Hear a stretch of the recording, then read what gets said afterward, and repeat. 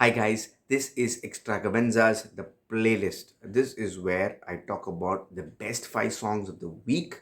Only 5, though I do review much more than that. I pick the best 10 to 15 every week after listening to more than 350 songs across India.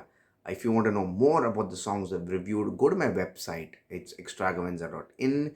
It's on the comment box, it's on the description box below. You can also go check out all my reviews and music related reviews and analyses on my Instagram handle. It's extragavanza.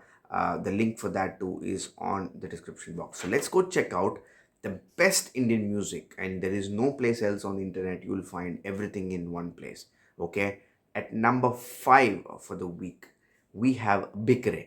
Okay, this is composed by Viba Saraf. Okay, she has written the song, she's also composed it, and it is produced by Mohit Bharti. Now, Viba Saraf is somebody I have featured a couple of times. Mohit Bharti is an excellent producer, composer, and singer as well, and I have featured him multiple times before. It's a Hindi song. It's in the genre of a ballad and a semi-classical melody. Now, all I can say is that this is a fantastic song, that this is what you expect from Bollywood in terms of their compositions. And this is where independent music is taking over, especially in Hindi, I must say.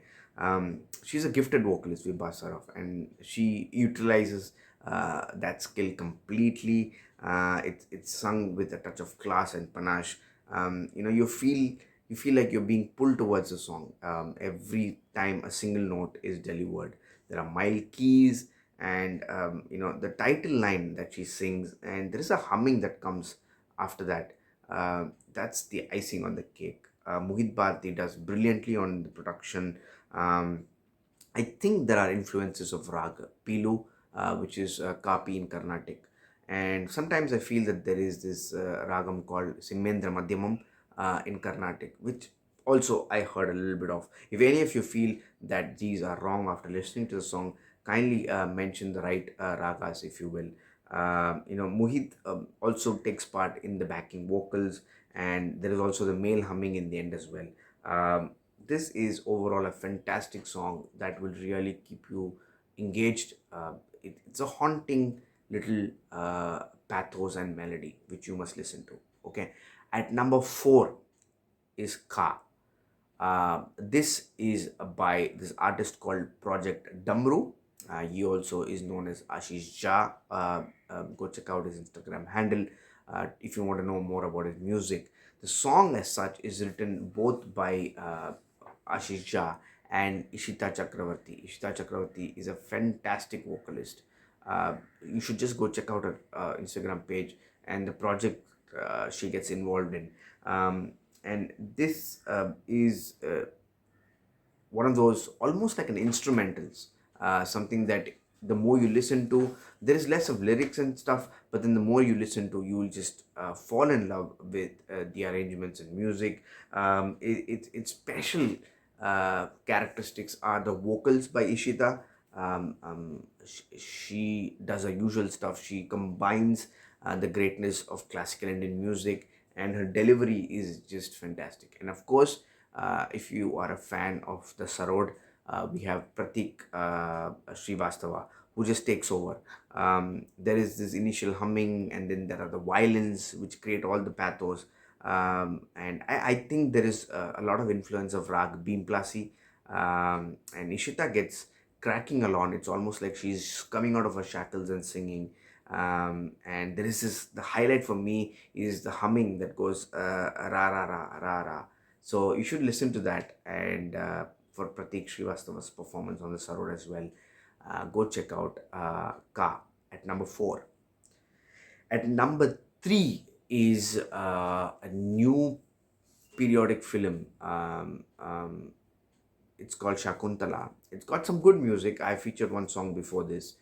This one is by two amazing vocalists, Shreya Ghoshal and Arman Malik. It's composed by Mani Sharma. Mani Sharma trying to prove to the world that he's not far behind against, when you compare against M.M. Kiravani, especially after he's won in the Oscars.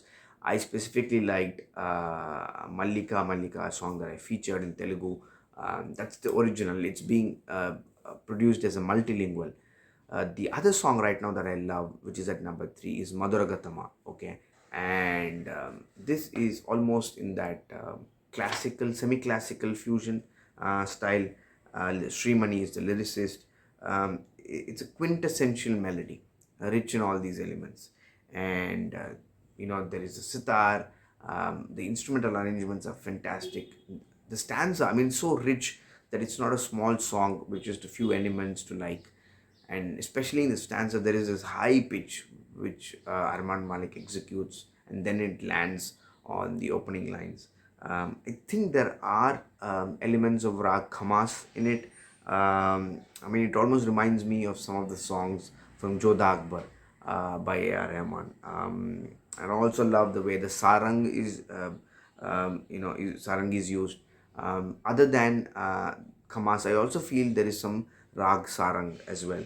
The two vocalists are in full flow, and you should go check out this if you really like semi-classical music. That's with Mother Gatama at number three. At number two, I've talked a lot about this particular song. It's part of the Nexa Music Season 2. It's got Priscilla D'Souza is one of the top 24 contestants. I featured it, and I wrote about it, and it was in my top four picks according to me. And it's at number two today with her song Becky. It's produced by Pranav Kamath as well as Priscilla D'Souza. Priscilla D'Souza goes completely on, she's on a high here. She's written the song, she's composed the song, she's performing like a superstar, and she's also played the saxophone. There are elements which only a top class mind can think of.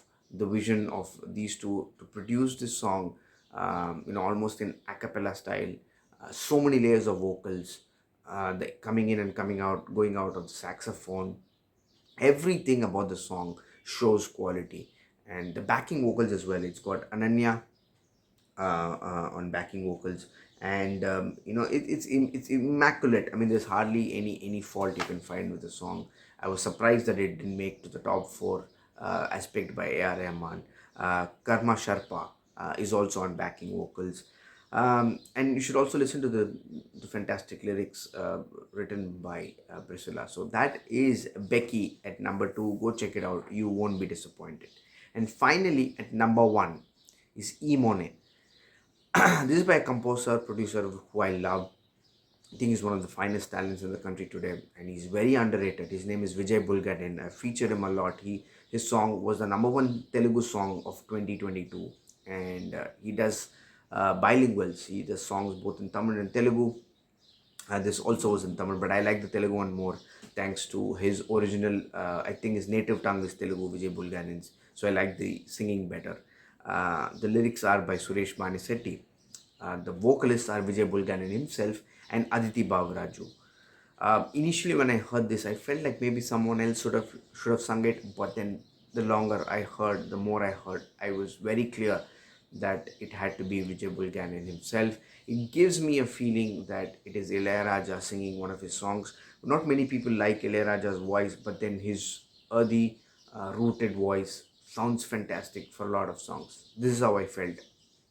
The song is so good that if somebody had told me that this is a composition by Ilayaraja today for one of his movies, I would have believed it. That's how brilliant it was. And if Ilayaraja were to make songs today, this is how he should have made it. It is in pure Ilayaraja style, the maestro style, magical, vocal harmonies and arrangements, the strings, the flute by Lalit Taluri. I mean, I have no words to describe the song's arrangements and production. I mean, I've listened to this multiple times, and every time I listen to it, I fall in love. Abhin Sagar is on the ukulele and guitars. We have Shallu Varun, and the bass guitars are brilliant in this. Shallu Varun plays the bass guitars. There is the trumpets that keeps going and going. The female vocals in the backing segment. Everything is amazing. This is an example of how one guy's effort and vision can really uplift the song. And Aditi Babaraju singing when she comes on board in the stanza. So please go check it out. You will not be disappointed, and you will probably agree with me. In fact, interesting story. When I put all the countdown on my Instagram, I told Pranav Kamath, who is the producer for Becky, the number two song, and I told him that Becky would have been number one if not for Imone. And he agreed, and he said, I totally agree why you picked Imone as number one. He listened to the song after I put it on my stories on Instagram, and he thinks too that it's a brilliant production, mesmerizing production. So go check out Imone at number one. Guys, that's it for this week. Do like, do comment, do subscribe, and share. And I'll see you again for the best songs of India for the week of March 12th. Until then, bye bye.